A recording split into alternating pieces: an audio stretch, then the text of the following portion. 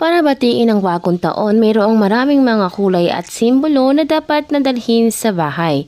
Dahil ang mga ito ay pandekorasyon ng mga enhancer na nagsisiguro na everything auspicious ay mapa sa iyo.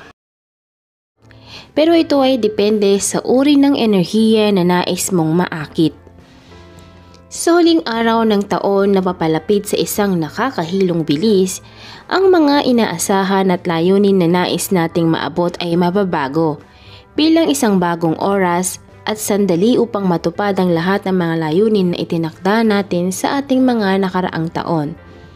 Lahat naman tayo ay nagnanais na magkaroon ng isang taon ng kaunlaran, pag-ibig, kalusugan, pagkakaibigan at kapayapaan. Pero hindi naman natin lahat magagawa ang mga ritual ng bagong taon na makakatulong sa atin na maakit ang mga magagandang energies. Pero ang pagsusuot ng isang tiyak na kulay na depende sa kung ano ang gusto mong maakit ay isang mahusay na paraan para simulan ang taon. Dahil ang bawat kulay ay may kakayahan na magdala at makaakit ng maraming enerhiya na siya namang makakatulong sa iyo para masakop ang isang pinakamalaking hangarin. Ito ay hindi lamang tungkol sa pagkuha ng pinakabagong mga koleksyon at paggawa ng mga ito ng napakaganda, ngunit dapat mo ring gamitin bilang mga regalo at accessories sa isang kapaki-pakinabang na paraan para sa iyo. Kaya naman, atin nang ibibigay ang 8 kulay sa gabi ng bagong taon. Number 1. Kulay green. Ang kulay na ito ay makatutulong sa iyo na maakit ang pag-asa, kalusugan, positivity, katatagan at higit sa lahat, good luck sa negosyo. Number 2. Red or pula. Ang kulay ng red ay kulay ng sensualidad at pagmamahal. Kung nais mong makahanap ng totoong pag-ibig, ito ang tamang kulay para sa iyo. Puti. Ang kulay puti ay kulay ng kapayapaan, balanse, kadalisayan at kalusugan. Ito ay isa sa maraming lakas na maaari mong isama sa iyong buhay gamit ng kulay na ito sa bispiras ng bagong taon. Yellow. Ang yellow ay isang kulay na ginamit upang maakit ang swerte sa pera na may malaking lakas ng enerhiya na magdadala naman ng kaligayahan sa iyo sa pang-araw-araw. Purple.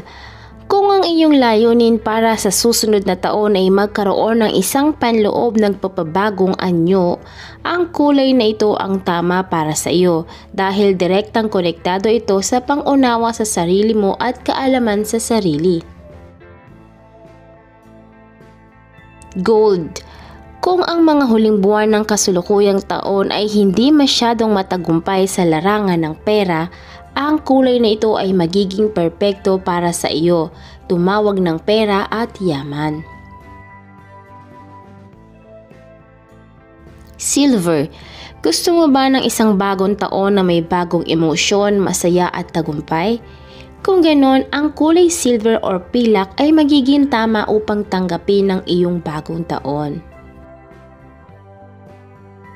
Pughaw. Pagkakaisa at katahimikan ay ilan lamang sa mga energies na maaari nating maakit kapag ginamit ang kulay na ito sa pagtanggap o pagsalubong ng bagong taon.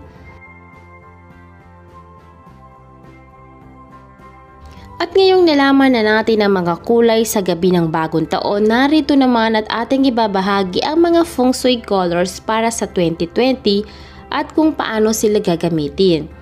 Ayon kasi sa feng shui sa 2020, maaari kang pumili ng isang kulay bilang pangunahing kulay or kung gusto mo naman ay maaari siyang idagdag sa ilang mga detalye sa iba pang mga kulay. O kung gusto mo ay maaari mong gamitin ng lahat ng kulay.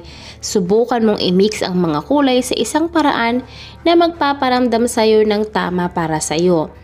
Mahalagang tukuyin ang iyong mga layunin at alamin kung paano maiimpluwensyahan ng mga kulay ang iyong mga paraan sa ninanais na resulta. Matapos mong malaman na maaari kang magpasya kung ano ang pinakamahalagang kulay para sa iyong buhay sa 2020. So ating simulan sa Feng Shui Colors number 1 na purple.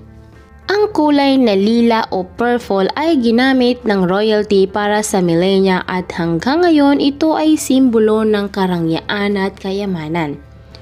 Ang kulay na ito ay gumagana ng napakahusay sa mga lugar ng pagkamalikhain at karunungan at magiging perpekto kung ilalagay ito sa iyong desk at mga aklatan. Ang lila rin ay nagbibigay din ng isang touch ng biyaya at pagkababae. Number 2, yellow.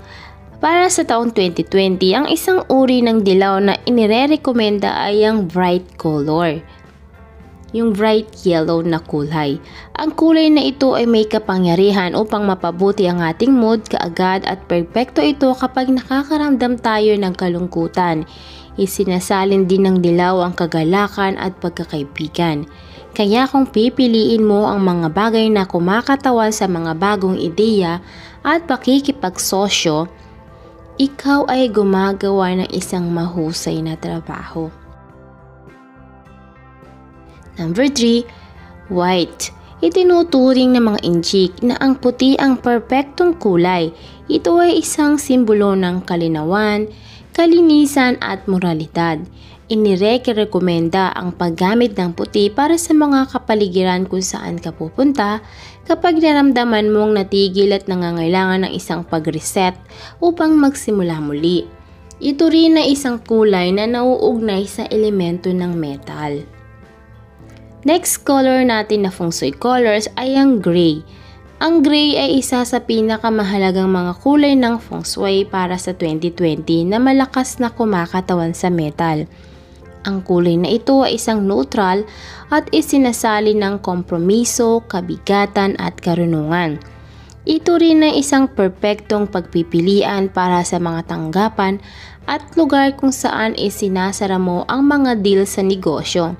Kapag hinahalo sa malamig na kulay lila at may tone ng asul ay nagbibigay ito ng isang friendly impression para sa iyo. Kulay blue or bughaw. Sa kalikasan, asul ang kulay ng dagat at kalangitan. Ito ay kumakatawan sa pagkakatugma, magaan at kapayapaan. Ang asul ay isang friendly na kulay at kahit ano pa ang tono ng kulay na iyong pinili ay magiging maayos kapag nais mong makaramdam ng inspiration at katalinuhan. At ang ating last na Feng Shui colors para sa taong 2020 ay ang kulay green. Inuugnay ng inchik ang birding kulay sa spring. Ito ay isa sa pinakamahalagang mga kulay ng Feng Shui para sa 2020. Since ang bagong taon ay nagsisimula bago ang Chinese Spring na mangyayari sa February, ang green ay may therapeutic effects at napakabuti kung gagamitin sa mga kapaligiran kung saan kailangan mong mag-relax at i-restore ang iyong kalusugan. So ayan lamang guys yung ating mga kulay sa gabi ng bagong taon at sa mga kulay or color Feng Shui sa taong 2020. Yung mga color Feng Shui na sa taong 2020, yun ay pwede mo siyang gamitin the whole year guys. Then, iba yung mga kulay sa gabi ng New Year. So, mamimili ka lamang dun sa 8 kulay sa gabi ng New Year. Kung ano yung gusto mong enerhiya na maakit, yun nang suotin mo. So, good luck guys. So, pero lagi nating tatandaan guys, ito ay mga reference lamang ha. Pero nasa inyo pa rin yung tagumpay or yung swerte na hinahangad nyo. Basta magsisikap ka, tulungan mo yung sarili mo para umangat. Okay guys, good luck.